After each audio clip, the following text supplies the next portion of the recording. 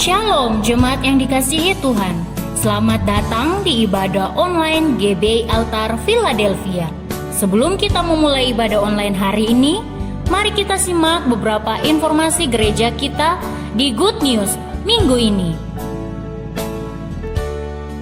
Bagi seluruh jemaat Altar Philadelphia yang rindu untuk menabur bagi pekerjaan Tuhan, dapat menyalurkannya melalui rekening berikut ini.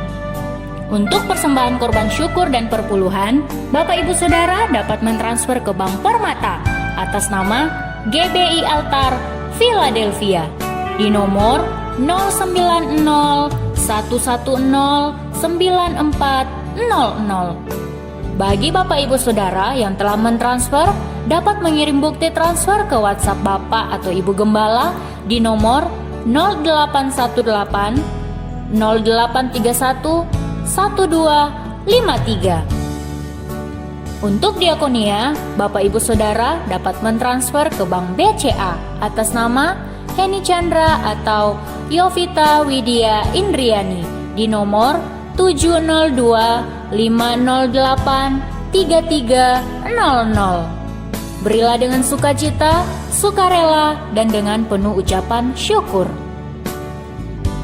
Mari ajak anak Bapak Ibu Saudara untuk mengikuti ibadah Star Kids setiap hari Minggu pukul 13.00 waktu Indonesia Barat. Juga ada ibadah Day Ignited setiap hari Minggu pukul 15.00 waktu Indonesia Barat. Serta ada ibadah umum untuk seluruh jemaat Altar Philadelphia yang dilaksanakan setiap hari Minggu pukul 10 pagi melalui YouTube channel masing-masing ibadah. Jangan lewatkan ibadah Komsel setiap hari Jumat pukul 8 malam melalui aplikasi Zoom. Dan jangan lewatkan ibadah online Minggu tanggal 2 Agustus 2020 bersama Bapak Gembala, Bapak Pendeta Dr. Hagai Titus Handojo, dan ibadah tersebut disertai dengan perjamuan kudus. GBI Altar Philadelphia's Prayer. Firman Tuhan berkata, apabila kamu berseru dan datang berdoa kepadaku, maka aku akan mendengarkan kamu. Mari Bapak Ibu Saudara, bersama-sama kita mengambil bagian untuk berdoa 1 jam per hari di rumah kita masing-masing. Untuk mendapatkan informasi selanjutnya, dapat Bapak Ibu Saudara lihat di official Instagram kita di @GBI-Altar-Philadelphia dan akun Facebook kita di GBI Altar Philadelphia Jakarta, agar tidak ketinggalan informasi mengenai roti hidup, ulang tahun, caring prayer, dan lain sebagainya. Sekian Good News GBI Altar Philadelphia pada minggu ini. Stay healthy, stay home, and happy Sunday. Tuhan Yesus memberkati. Shalom, salam sejahtera buat kita semua. Apa kabar Bapak Ibu yang ada di rumah atau dimanapun Anda berada? Saatnya kita akan memulaikan ibadah bersama GBI Altar Philadelphia Jakarta. Dan saatnya kita akan masuk dalam pujian dan penyembahan kepada Tuhan, serta kita akan mendengarkan firman Tuhan. Saya ajak kita semua untuk berdiri.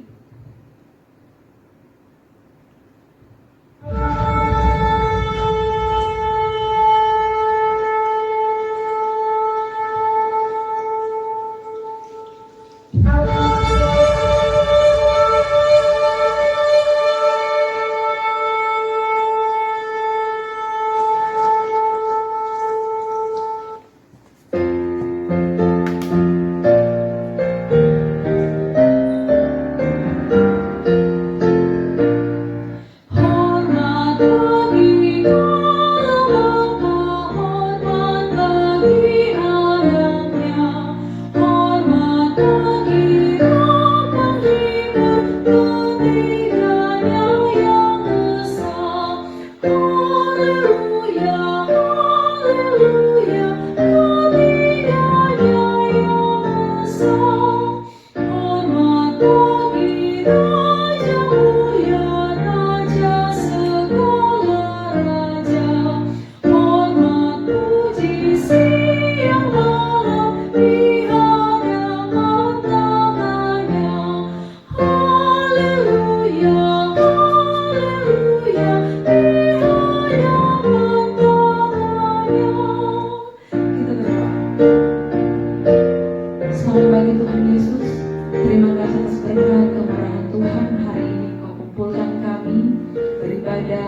memuji dan memuliakan Tuhan. Satukan hati kami Tuhan, persiapkan kami untuk beribadah hari ini, memuji dan memuliakan nama Tuhan dengan firman Tuhan. Kami buka ibadah ini dalam nama Yesus. Amin.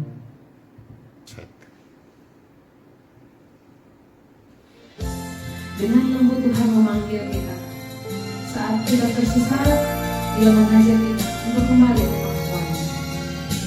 Karena Dia begitu mengasihi kita sekarang dan selama-lamanya. Sungguh lembut Tuhan Yesus memanggil aku dan kau. Lihatlah Dia prihatin menunggu aku dan kau. Hai mari datanglah, kau yang lelah, mari datanglah.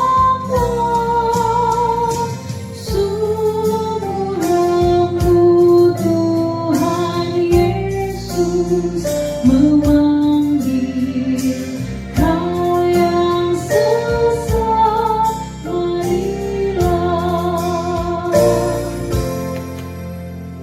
Yesus berjanji memberikan kasih-Nya kepada aku dan kau. Dia mengampuni orang berdosa seperti aku dan kau.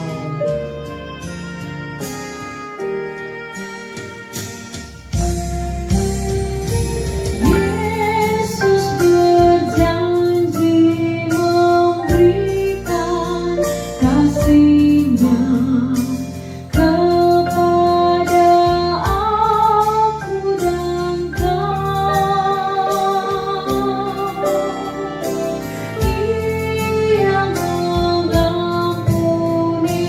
orang berdosa seperti aku dan kau. Hai mari datanglah, kau yang lelah, mari datanglah. Sungguh lembut Tuhan Yesus memanggil kau yang sesat, marilah.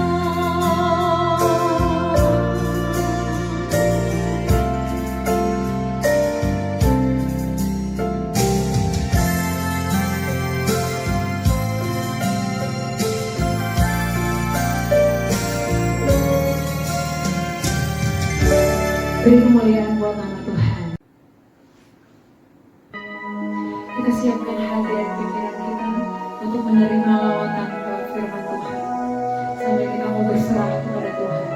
Karena Dia satu-satunya Allah, penolong kita.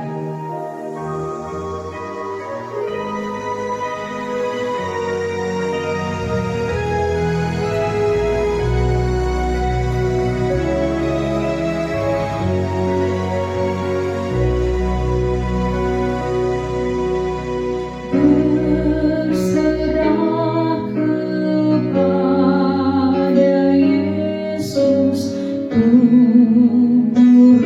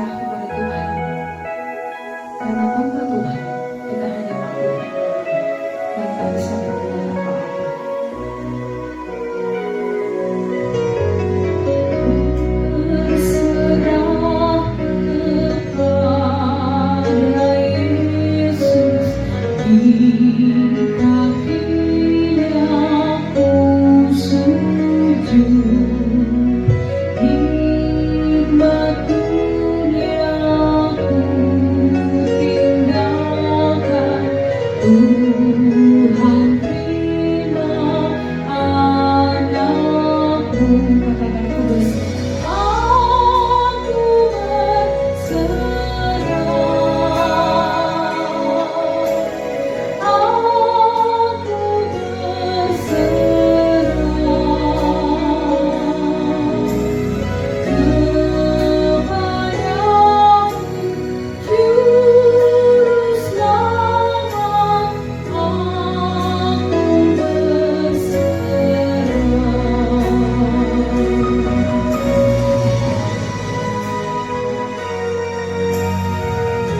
Kepadamu Tuhan, kami serahkan hidup kami. Kami tidak mampu melakukan apapun tanpa kehadiran-Mu. Hadirlah menjadi penolong kami Tuhan. Di saat kami lemah, di saat kami tidak bisa berbuat apa-apa.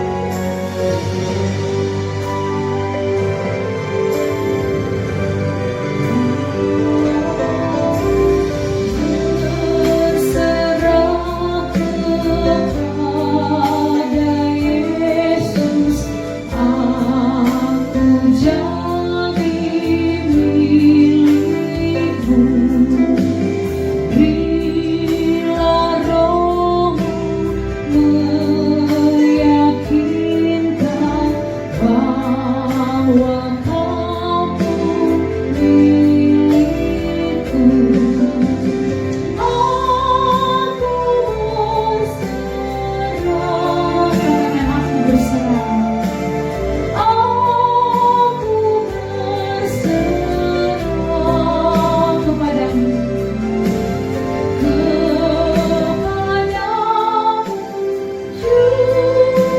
Selamat. Aku berserah. Kita berdoa.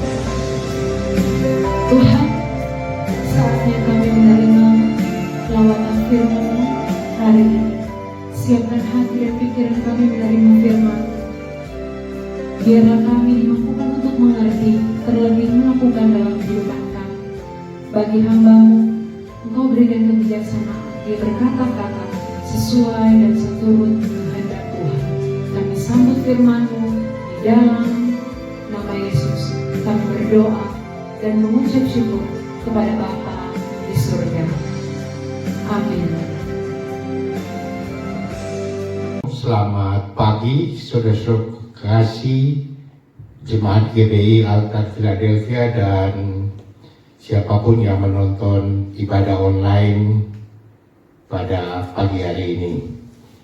Tema hari ini adalah hal mengikut Tuhan. Hal mengikut Tuhan adalah hal yang penting. Mengapa? Karena di era pandemi COVID-19 ini banyak umat Tuhan yang mengeluh. Mengeluh karena sudah menjadi umat tebusan, memiliki status sebagai anak-anak Allah, ikut aktif melayani pekerjaan Tuhan, tapi masih harus mengalami kesukaran akibat COVID-19 dan dampak ekonominya. Sehingga bertanya, apakah Tuhan tidak melindungi sehingga ada yang sampai terinfeksi dengan virus? Maka pada kesempatan ini kita mau menelaah apa sesungguhnya makna mengikut Tuhan. Mengikut Tuhan, kita perlu pahami syarat yang paling penting yang Tuhan sampaikan, yaitu kita perlu menyangkal diri dan memikul salib. Matius 16 ayat 24. Lalu Yesus berkata kepada murid-muridnya, setiap orang yang mau mengikut aku, ia harus menyangkal dirinya, memikul salibnya, dan mengikut aku. Nah, dua syarat ini, menyangkal diri dan memikul salibnya, merupakan dua hal yang sepadan. Tak mungkin orang tidak mampu menyangkal diri mampu mengikut salib. Memikul salib di dalam perjanjian lama dan perjanjian baru ada perbedaannya. Kalau di dalam perjanjian lama, maka memikul salib adalah salib yang kutukan.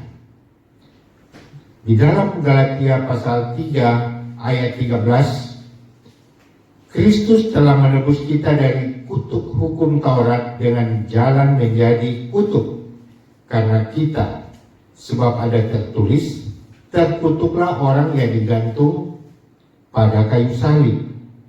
Di dalam Ulangan 21 ayat 22 dan 3, maka orang yang tergantung di atas kayu salib ini adalah merupakan hukuman yang terberat yang diberikan oleh bangsa Romawi kepada bangsa Israel. Orang Romawi sendiri tidak akan mau digantung di atas kayu salib, tetapi hukum ini adalah hukum yang tertulis di dalam Ulangan 21 dan 23. Jadi memikul salib, tentu saja para murid Tuhan sudah memahami bagaimana orang yang memikul salib berjalan diarak, dihina menuju ke Bukit Golgota untuk disalibkan sampai mati. Ini sungguh sangat kejam. Tetapi di dalam perjanjian baru, karena salib itu sudah dilakukan oleh Yesus, maka salib dalam perjanjian baru bukan lagi berarti kutuk, tetapi mati, bangkit, dan hidup berkemenangan bersama Kristus.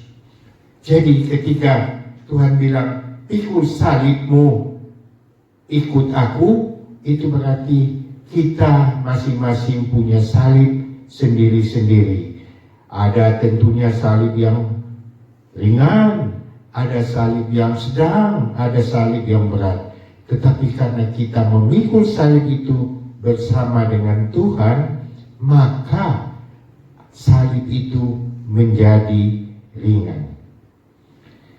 Di dalam Amplified Bible, memikul salib itu dinyatakan artinya kita bersatu dengan Yesus, sesuaikan sepenuhnya dengan keteladanan Yesus dalam hidup dan jika perlu dan juga dalam kematian. Nah, di dalam perjanjian baru Roma 6 ayat 6 sampai 8, karena kita tahu bahwa manusia lama kita telah turut disalibkan supaya tubuh dosa kita hilang kuasanya, agar jangan kita menghambakan diri lagi kepada dosa. Sebab siapa yang telah mati, ia telah bebas dari dosa. Jadi, jika kita telah mati dengan Kristus, kita percaya bahwa kita akan hidup juga dengan Dia. Nah, jadi salib ini tidak bisa kita hindari. Tapi yang jelas, salib yang kita mau pikul adalah memikul salib bersama dengan Tuhan. Di dalam Matius 10 ayat 38 dan 39 dikatakan bahwa barang siapa tidak memikul salibnya dan mengikut aku, ia tidak layak bagiku. Barang siapa mempertahankan nyawanya, ia akan kehilangan nyawanya, dan barang siapa kehilangan nyawanya karena aku, ia akan memperolehnya. Jadi dengan memikul salib bersama Tuhan, kita pasti akan ada jaminan hidup kekal bersama dengan Tuhan.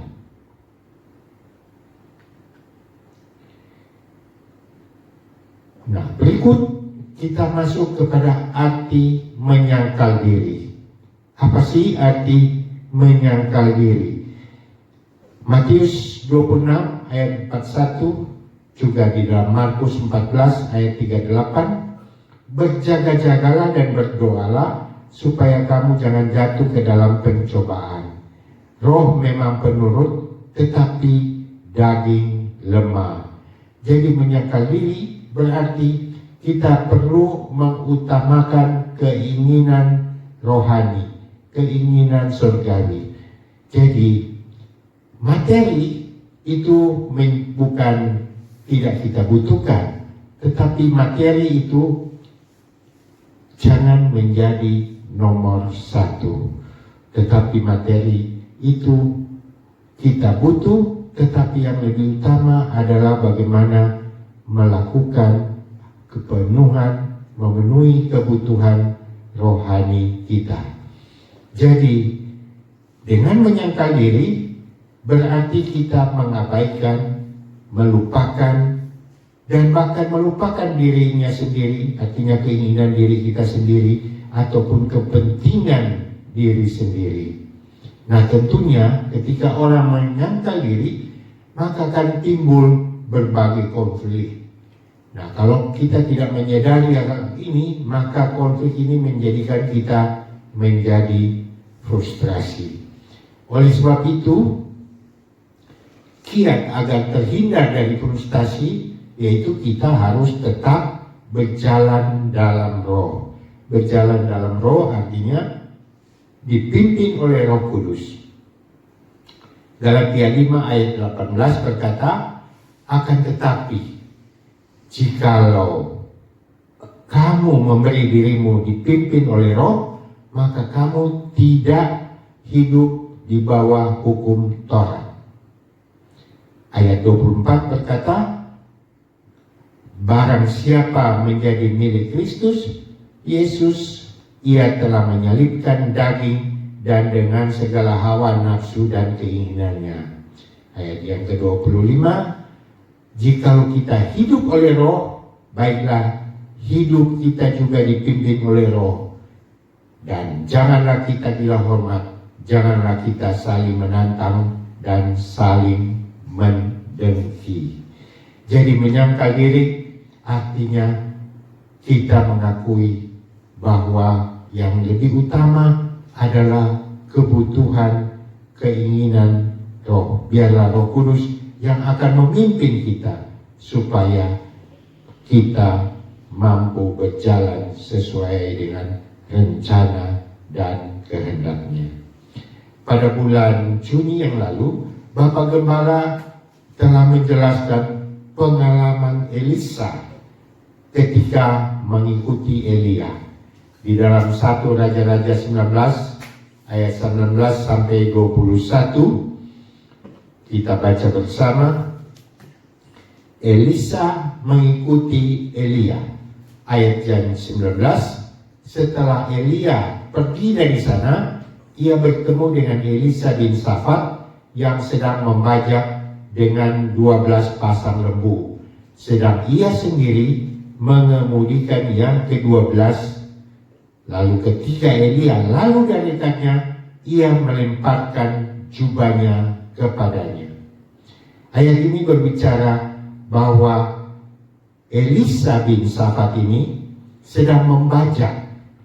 Nah, ketika membajak itu ada 12 pasang lembu dan Elisa sendiri berada pada yang ke-12. Nah, ada yang menerjemahkan kenapa yang ke-12? Karena ini mengingatkan akan suku Israel yang 12 suku. Dan kelihatannya Elisa ini mewakili suku Lewi. Kita tahu kan Yakub punya 12 anak laki-laki dan 1 perempuan. Yang perempuan namanya Dina, jadi tidak masuk dalam suku karena perempuan. Jadi dari Sipa atau pelayan Lea ada Gad dan Asher. Dari Lea ada Ruben, Simeon, Levi, Juda, Isakar, Zebulun, dan Dina. Jadi ada 6 laki, 1 perempuan. Kemudian dari Rahel ada Yosef dan Benyamin. Lalu dari Bilha itu pelayan Rahel, itu ada Dan dan Naftali. Jadi rupanya Elia sudah tahu bahwa Elisa ini akan menjadi imam. Ayat yang ke-20 kita membaca, lalu Elisa meninggalkan lembu itu dan berlari mengikuti Elia. Katanya, biarkanlah aku mencium ayahku dan ibuku dahulu, lalu aku akan mengikuti engkau. Jawabnya kepadanya, baiklah, pulanglah dahulu dan ingatlah apa yang telah kuperbuat kepadamu. Ayat yang ke-21, lalu berbaliklah ia daripada Elia. Ia mengambil pasaran lembu itu, menyembelihnya dan memasak dagingnya dengan bajak lembu itu sebagai kayu api.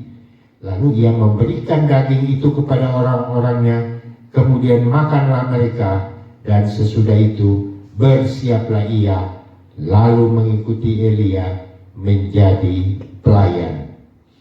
Di sini kita melihat lembu disembelih, lalu bajak dijadikan bahan kayu api. Jadi di sini kita sudah melihat ada satu niat atau komitmen yang kuat untuk melayani Tuhan.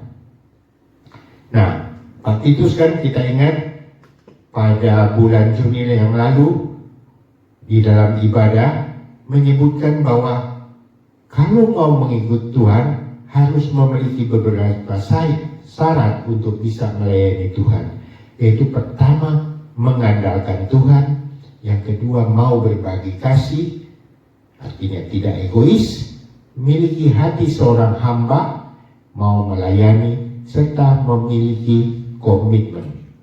Nah, di sini kita melihat menyembelih ternaknya sebagai kurban syukur dan membaginya kepada yang lain sebagai lambang kasih.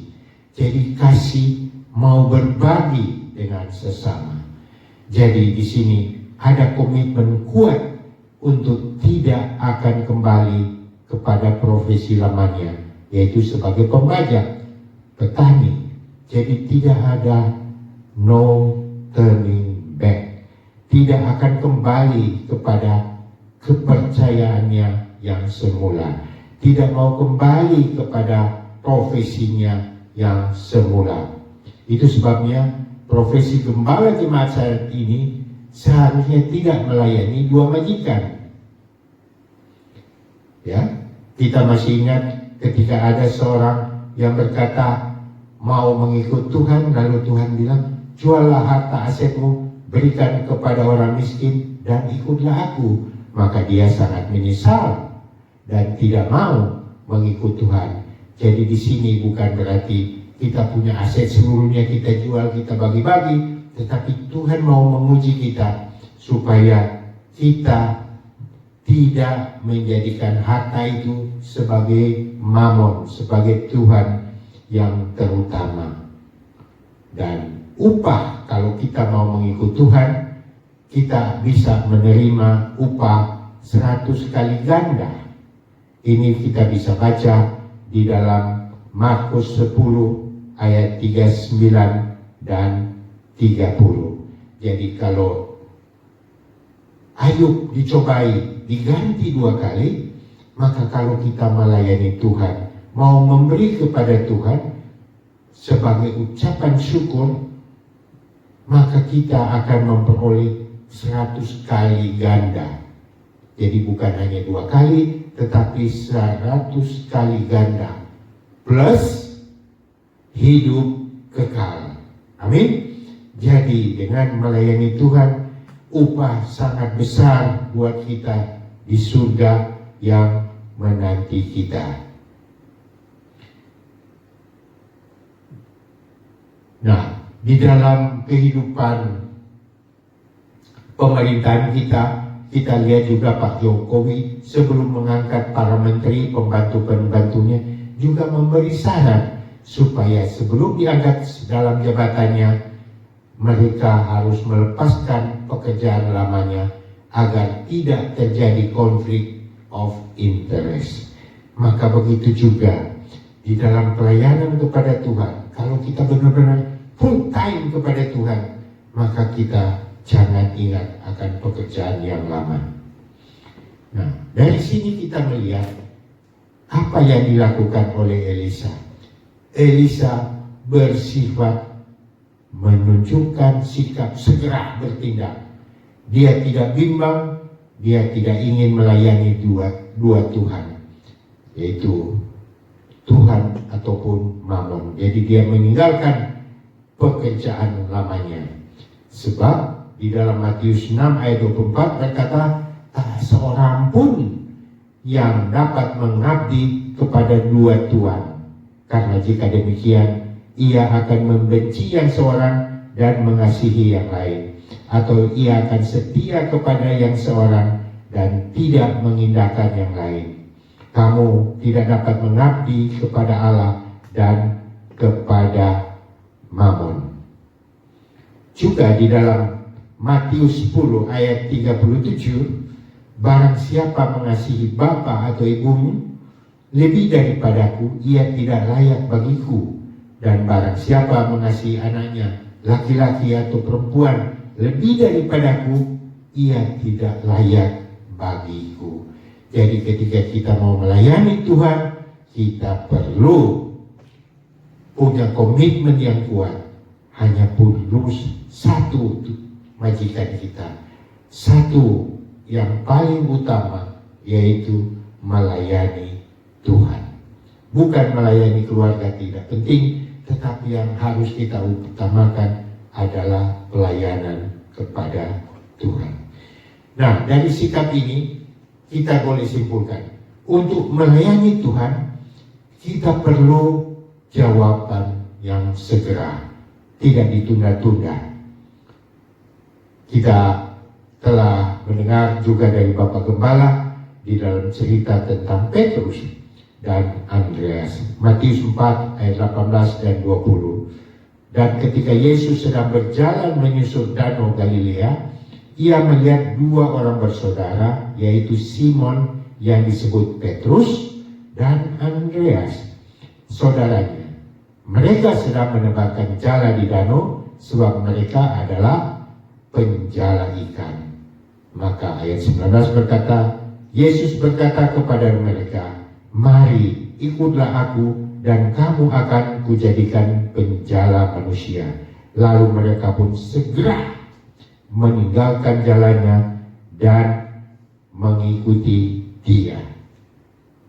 Tuhan berkata, Tuhan ingin mengumpamakan menjala ikan, berarti ikan yang hidup menjadi mati. Tetapi kalau menjadi penjala manusia, berarti manusia yang mati menjadi hidup. Nah, tindakan ini harus segera. Dalam dunia berbisnis, peluang itu tidak datang untuk kedua kalinya. Maka orang bijak berkata, tunggulah akan kesempatan itu datang, lalu raihlah segera saat kesempatan itu datang. Sebab begitu ia datang, dia akan kemudian berlalu dan tidak akan kembali lagi. Sebab itu di dalam Amsal dikatakan, belajarlah dari semut, menyediakan makanan di musim panas, lalu dia disangka di saat musim hujan. Jadi kesempatan ini harus kita segera, tidak boleh ditawar-tawar. Dalam dunia kita lihat bahwa kita kalau punya mobil, rem mobilnya sudah aus, ban mobil sudah udah tipis, kalau nggak diganti, kita tunda-tunda, maka mungkin satu saat kita menyesal kalau ternyata pas kita butuhkan remnya tidak berfungsi, atau lagi jalan cepat di jalan tol, tiba-tiba remnya bannya itu pecah. Ini sangat berbahaya. Sebab itu perlu tindakan segera, nggak boleh ditunda-tunda. Begitu juga di musim pandemi ini, kalau disuruh stay at home, work from home, pakai masker, physical and social distancing, maka kita perlu untuk menuruti petunjuk pemerintah. Mengapa? Karena hingga saat ini vaksin atau obat belum ditemukan. Jangan kita menantang Tuhan lalu kita berjalan tanpa masker, kita mengabaikan social distancing. Maka kalau sudah kena penyakit, lalu jangan kita menyalahkan Tuhan. Pertanyaannya, mengapa Petrus dan Andreas mau mengikuti Tuhan dan bahkan menjadi murid Yesus? Kira-kira apakah pada saat itu mereka sudah punya iman yang kuat, sudah mau rela berkorban untuk Yesus? Saya kira saat itu belum. Rasanya Petrus dan Andreas ini ketika bertemu dengan Yesus belum benar-benar beriman, belum benar-benar percaya kepada Yesus. Mereka hanya sekedar mengikuti Yesus karena mereka ingin melihat apalagi mujizat yang akan dilakukan oleh Yesus. Mereka ingin motivasinya yang utama hanya kebutuhan dunia, kepada materi, kepada kedudukan. Mereka belum mampu untuk menyangkal diri. Sebab itu mereka berharap kelak kalau Yesus itu benar-benar Mesias, dia mau jadi Raja Israel seperti mungkin Daud, maka mereka akan paling sedikit mendapat bagian dalam pemerintahan di dunia ini. Setidaknya bisa diangkat menjadi menteri, perdana menteri atau pejabat negara. Mereka sama sekali belum memahami akan konsep kerajaan Allah. Dan itu sebabnya ketika Yesus ditangkap, kemudian Yesus naik di atas kayu salib, maka Petrus lalu menyangkal Yesus. Jadi sangat beda dengan penjahat di samping Yesus. Dia malah lebih memahami konsep kerajaan Allah. Sebab itu penjahat itu bilang, Yesus, kalau engkau datang sebagai raja, datang kembali, ingatlah akan aku. Maka Yesus katakan bahwa sekarang juga kelak engkau akan bersama-sama dengan aku di Firdaus. Itu berarti penjahat di samping Yesus itu benar-benar sudah memahami tentang konsep kerajaan Allah. Kita melihat di dalam Matius 26 ayat 69 sampai 75, ternyata Petrus itu menyangkal Yesus bahkan sampai 3 kali, dan kemudian Petrus ini kembali kepada pekerjaan lama. Maka kalau kita melihat kepada Petrus ini, maka kita harus waspada ketika kita mengikut Yesus. Jangan sampai kita berbalik iman kita kepada Yesus. Di dalam Mazmur pasal 1 ayat 1 sampai yang ketiga, ini ada satu nasihat supaya kita jangan sampai jatuh ke dalam dosa. Matius 1 ayat 1 sampai 3 berkata, berbahagialah orang yang tidak berjalan menurut nasihat orang fasik, yang tidak berdiri di jalan orang berdosa, dan yang tidak duduk dalam kumpulan pencemooh. Jadi tidak berjalan menjauhi Tuhan, tidak berdiri bergaul dengan orang yang berdosa, dan tidak duduk. Sebab kalau ini yang dilakukan, maka kita melihat Petrus, dia berjalan menjauhi Tuhan, lalu dia berdiri di samping pencemooh, dan kemudian dia duduk di situ, lalu dia ditunjuk, engkaukah pengikut Yesus? Dia lalu menyangkal diri. Tapi Tuhan kita sungguh Tuhan yang Maha Pengasih. Sebab itu pas setelah kebangkitannya, dia datang kepada Petrus dan saudaranya yang sudah kembali menjadi penjala ikan, kembali kepada pekerjaan lamanya. Dan Yesus mengatakan, kamu kan sudah menjala semalaman tapi tidak mendapat ikan. Nah, pada saat itu Yesus pasca kebangkitannya, dia mau supaya mereka itu mengenal akan kuasa Yesus pasca kebangkitannya, lalu menyuruh mereka melempar jala.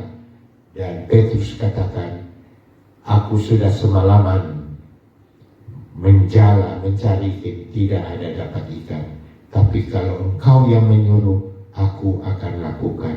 Dan ketika dia melempar jalannya, maka dia mendapat ikan yang banyaknya. Berapa banyak? Masih ingat?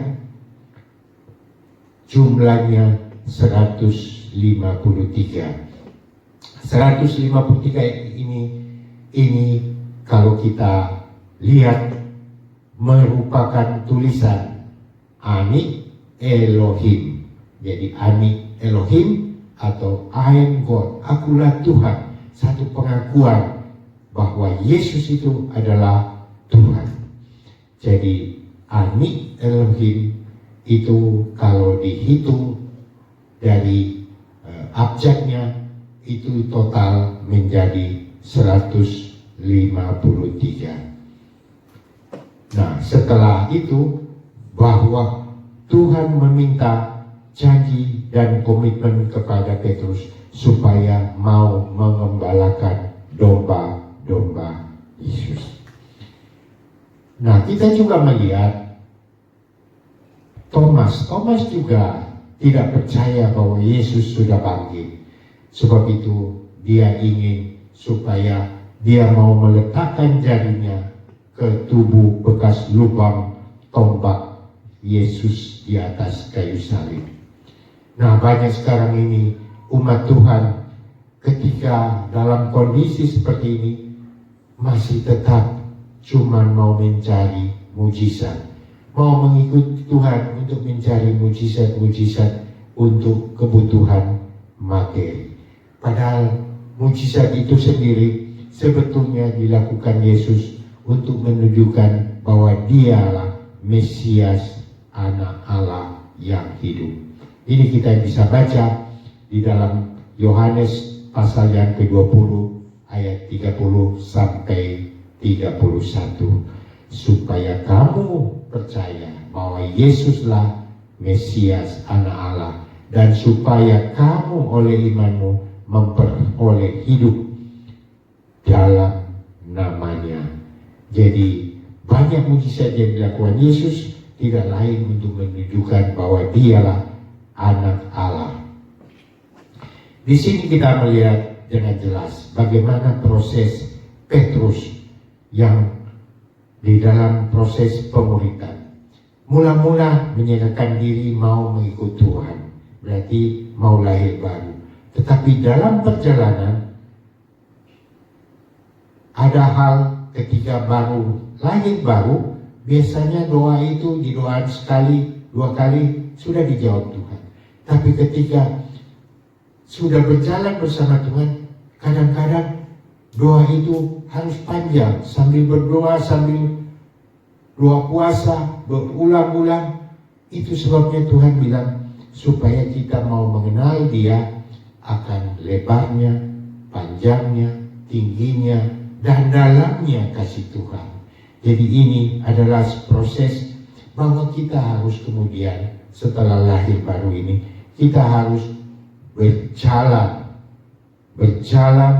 untuk lebih memahami apa yang Tuhan inginkan untuk kita lakukan. Berarti kita harus belajar akan pendalaman Alkitab. Nah, yang kedua, untuk mengikut Tuhan kita perlu untuk meninggalkan apapun yang di belakang kita. Yohanes 21 ayat ke-6, maka kata Yesus kepada mereka, tebarkanlah jalamu di sebelah kanan perahu, maka kamu akan peroleh. Lalu mereka menebarkannya, dan mereka tidak dapat menariknya lagi karena banyaknya ikan yang sudah mereka peroleh. Jadi kita harus meninggalkan kebiasaan lama.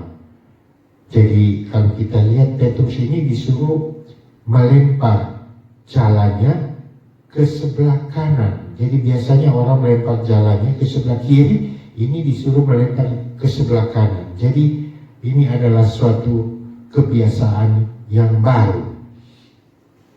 Jadi perlu jawaban segera, ya.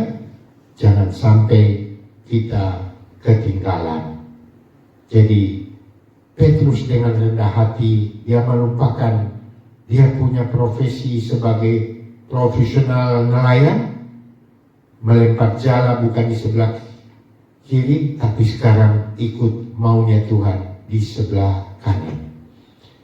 Nah, meninggalkan hidup lama di belakang kita, ini pun pernah dilakukan oleh Abraham. Abraham pun melakukan hal yang sama. Dia melakukan, meninggalkan yang di belakang dia. Apa itu? Dia punya kehidupan yang sudah mapan di Ur Kasdim, menuju ke daerah yang belum tahu. Jadi itu sebabnya maka dia disebut Bapa orang beriman. Jadi kalau kita melihat Abraham, dia meninggalkan pekerjaan yang lama, dia mengikut Tuhan ke depan. Lalu ketika dia sudah memperoleh Ishak, Tuhan bilang persembahkan, dia mau lakukan juga. Berarti dia mau mengabaikan, menuruti kehendak Tuhan, mau menunjukkan Tuhan untuk mempersembahkan Ishak di Bukit Moria. Sebab itu Abraham ini luar biasa. Dia meninggalkan yang lama, bahkan masa depan pun seakan-akan dia mau serahkan hanya kepada Tuhan. Itu sebabnya maka Abraham dikatakan sebagai orang beriman. Begitu juga kita melihat tadi Elisa juga meninggalkan profesi lama sebagai pembaca. Nah, di dalam Alkitab kita melihat ada Yunus yang mencoba untuk tidak mengikuti maunya Tuhan. Dia menghindar ketika disuruh untuk menginjil ke Niniwe, tapi dia mau lari ke Tarsis. Mengapa dia mau lari ke Tarsis? Dia menolak ke Niniwe karena dia tahu Niniwe itu adalah musuh Israel. Jadi kalau dia ke Niniwe, ada kemungkinan Niniwe itu bertobat lalu menerima Tuhan. Sebab itu dia tidak mau orang Niniwe itu bertobat menerima Tuhan. Sebab itu dia lari ke Tarsis. Jadi kita di zaman anugerah ini, kita harus meninggalkan hidup lama kita. Meninggalkan hidup lama kita berarti kita hidup di zaman anugerah ini, meninggalkan sifat, meninggalkan tabiat buruk kita. Kalau sebelumnya kita menipu, berjudi, berzina, bicara kasar dan sebagainya, maka ketika mengikut Tuhan, kita berubah. Kita ada buah Roh Kudus. Jadi di zaman anugerah ini bukan kita mau mengejar karunia Roh Kudus, tetapi kita mau berupaya untuk memiliki karakter seperti Kristus, memiliki karakter seperti Kristus, menghasilkan buah Roh dan bukan hanya mengejar karunia Roh Kudus. Yang ketiga,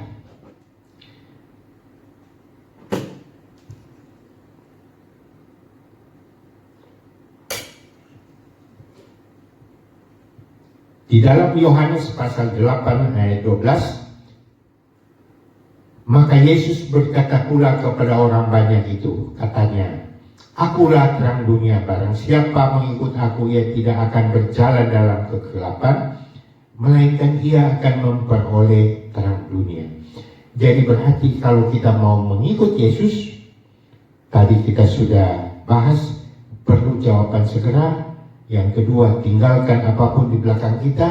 Maka sekarang Tuhan bilang, kalau mau mengikut Yesus, kita harus berjalan dalam terang Tuhan. Berarti kita berjalan bersama dengan Tuhan. Nah, Di dalam Alkitab kita pernah kenal ada seorang yang bernama Nikodemus. Dia datang pada Tuhan secara diam-diam di waktu malam. Karena dia ini seorang Farisi, seorang yang taat kepada hukum Taurat, tetapi dia ingin datang kepada Tuhan. Dia datang di waktu malam, ngumpet-ngumpet, tapi dia datang kepada terang dunia. Maka kita melihat bahwa dia akhirnya memperoleh bahwa kalau mau selamat harus lahir baru. Jadi itulah contoh bahwa berjalan Tuhan, mengikut Tuhan berarti berjalan dalam terang kasih Tuhan. Nah, sebaliknya ada contoh yang lain. Siapa itu? Itu adalah murid Tuhan yang namanya Judas Iskariot. Judas Iskariot, dia meninggalkan Tuhan. Tadinya dia bersama-sama dengan Tuhan, lalu dia pergi meninggalkan Tuhan, dan dikatakan dia masuk dalam kegelapan malam. Jadi ketika dia meninggalkan terang Tuhan, dia meninggalkan kasih Tuhan, lalu dia masuk dalam terang, dalam kegelapan, maka kita melihat akhirnya Yudas jatuh dalam dosa. Dia dikuasai oleh iblis. Ya, jadi Judas itu dia meninggalkan Tuhan saat setelah perjamuan itu, bahwa dia meninggalkan Tuhan, lalu dia menjual Tuhan. Yang keempat, kita harus rela berkorban untuk Tuhan. Berjalan bersama dengan Tuhan berarti kita perlu jawaban segera, kita tinggalkan apapun di belakang kita berjalan dalam terang, dan sekarang kita perlu mau berkorban untuk Tuhan. Matius 19 ayat 29 dan 30. Dan setiap orang yang karena namaku meninggalkan rumahnya, saudaranya laki-laki atau saudaranya perempuan, bapak atau ibunya, anak-anak atau ladangnya, akan menerima kembali 100 kali lipat dan akan memperoleh hidup yang kekal. Tetapi banyak orang yang terdahulu akan menjadi yang terakhir, dan yang terakhir akan menjadi yang terdahulu. Jadi berjalan dalam terang, berkorban untuk Tuhan, jadi tidak mencari keuntungan di dalam pelayanan kita kepada Tuhan. Motivasinya hanya satu, melayani Tuhan, karena Tuhan telah lebih dulu melayani dan memberi anugerah terbesar buat kita.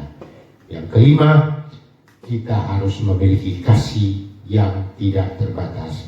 Yohanes 21 ayat 15 berkata, sesudah sarapan, Yesus berkata kepada Simon Petrus, Simon anak Yohanes, apakah engkau mengasihi aku lebih daripada mereka itu?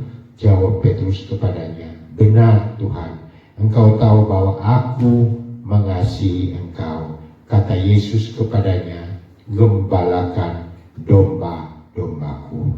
Jadi di sini kita melihat Tuhan sudah tahu bahwa Petrus itu akan berkorban luar biasa untuk Tuhan. Bahkan kita tahu dalam sejarah dikatakan bahwa Petrus akhirnya ketika mengikut Yesus pasca kebangkitannya, dia penuh dengan Roh Kudus, dia melayani. Bahkan ketika mau mati pun dia memilih tidak layak mati tersalib dengan kepala di atas. Dia mau mati tersalib dengan kepala di bawah. Tentunya ini menjadi catatan bagi kita, bahwa kalau kita mau melayani Tuhan, kita harus memiliki kasih yang tidak terbatas.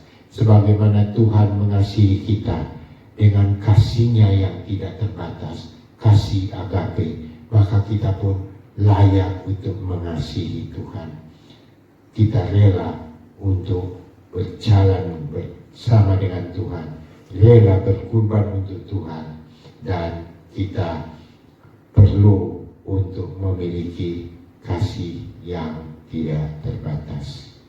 Jadi mengikuti Tuhan berarti kita harus taat pada kehendak dan rencananya. Kita perlu jawaban segera, tidak menunda-nunda. Kita tinggalkan apapun di belakang kita.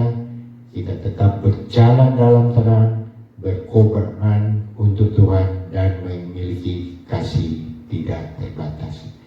Demikian firman Tuhan yang sudah kita renungkan. Dan sebelum masuk dalam doa syafaat dan doa berkat, saya undang kita bangkit berdiri dan kita akan menyanyi satu lagu, yaitu lagu Saya Mau Ikut Tuhan. Dewi.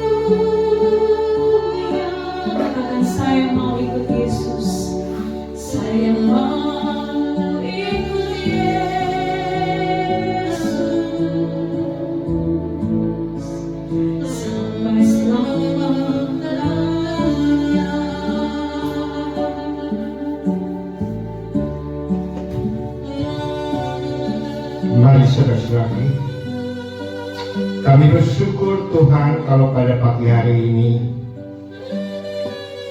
kami boleh mendengarkan, merenungkan akan kebenaran firman-Mu, bahwa untuk mengingat Engkau kami perlu ada satu jawaban yang segera.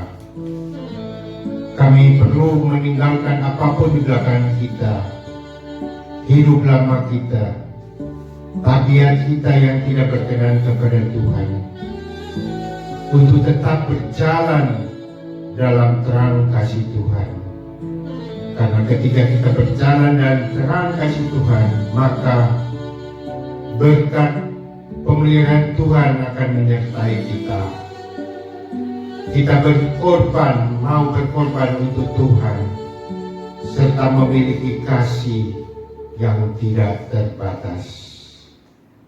Terima kasih Tuhan untuk berkat firman-Mu yang sudah Engkau berikan untuk kami pada pagi hari ini.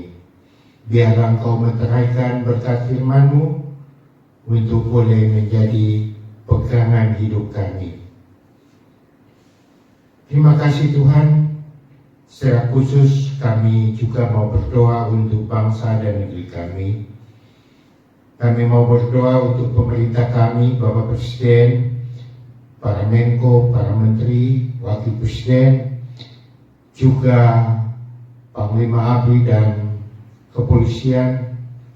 Biarlah Tuhan juga memberi mereka hikmat marifat-Mu, hikmat takut akan Engkau, sehingga mereka dapat memerintah negeri ini dengan baik, dengan hikmat daripada Tuhan, sehingga mereka Tuhan boleh mendatangkan kesejahteraan bagi kami, terlebih di tengah-tengah pandemi COVID dan krisis ekonomi yang melanda seluruh dunia dan juga di negeri kita. Terima kasih Tuhan, Engkau juga mau menolong para dokter, para perawat, semua tenaga medis maupun paramedik yang melayani pasien-pasien COVID-19 dimanapun mereka berada. Biarlah Tuhan juga mau menyertai mereka, beri hikmat, beri karunia kasih-Mu, dan mereka dapat melayani pasien-pasien dengan kasih daripada Tuhan. Engkau lindungi mereka ya Tuhan, jaga mereka. Terima kasih Tuhan. Kami juga ingat untuk saudara-saudara kami yang lain yang saat ini juga dengan berbagai permasalahan, baik penyakit, baik keuangan, pekerjaan, juga ya Tuhan dalam rumah tangga mereka. Biarlah mereka juga senantiasa disertai Tuhan dan mereka boleh memahami rencana Tuhan di dalam setiap permasalahannya. Beri mereka kecakapan Tuhan, dan kami yakin percaya penyertaan Tuhanlah yang akan menjadikan mereka mampu keluar dari masalah yang mereka hadapi. Begitu juga anak-anak kami yang masih di sekolah, terlebih di masa pandemi ini harus belajar dari rumah. Tidak mudah ya Tuhan, tetapi kami mohon biarlah Tuhan yang memberi hikmat, sehingga walaupun belajar dari rumah, mereka tetap boleh berhasil dalam proses pembelajarannya. Kami juga ingat akan hamba-Mu Bapak Pendeta Titus yang saat ini sedang berada di Singapura bersama Ibu Gembala dalam proses pemulihan kesehatannya. Tuhan juga senantiasa mau berkati dia, beri ya Tuhan yang terbaik, sehingga lewat obat-obat yang dia konsumsi, biarlah pemulihan yang sempurna boleh dia peroleh karena campur tangan Tuhan, sehingga pada waktunya dia boleh datang kembali ke Indonesia melayani pekerjaan-Mu dimanapun Engkau kehendaki. Terima kasih Tuhan, kalau Tuhan pada akhir daripada ibadah ini kami boleh diberi hati yang penuh ucapan syukur, penuh terima kasih. Begitu juga untuk jemaat-Mu yang telah memberi persembahan, baik persembahan syukur, persembahan diakonia maupun persepuluhan. Biarlah Tuhan memberkati mereka berlipat kali ganda di dalam pekerjaan, dan apapun yang mereka kerjakan biarlah boleh berhasil karena campur tangan Tuhan. Kiranya Tuhan kumpulkan kami untuk beribadah sekali lagi pada minggu yang akan datang. Terima kasih Tuhan, terima kasih Yesus. Kini saudara-saudaraku yang kekasih di dalam Tuhan, terimalah berkat dan anugerah daripada Allah Bapa, kasih sayangnya Tuhan kita Yesus Kristus, persekutuan Allah Roh Kudus, kiranya menyertai saudara sekalian mulai saat ini sampai Maranatha. Yesus datang kembali di awan-awan menjemput kita sebagai gerejanya.